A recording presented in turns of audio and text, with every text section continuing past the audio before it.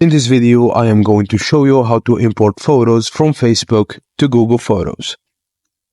You'll need an active Facebook account, an active Google account, and free storage space in Google account. Open your Facebook on your PC and log in using your credentials. Tap on the profile icon from the top right corner and head to Settings.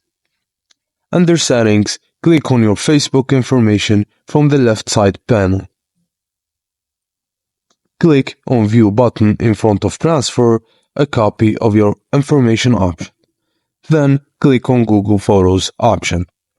On the next page, click on Choose What to Transfer option and check if the selections are correct. Here, you can either choose to transfer all of your Facebook photos and videos or from a range of date.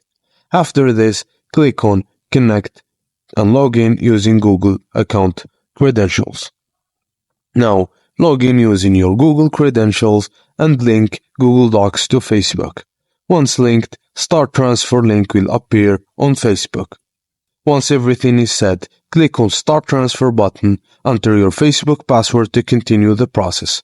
Once the transfer process is complete, all your photos and videos will be moved to Google Photos. And that's it, guys. Thank you for watching, and please don't forget to like and subscribe for more.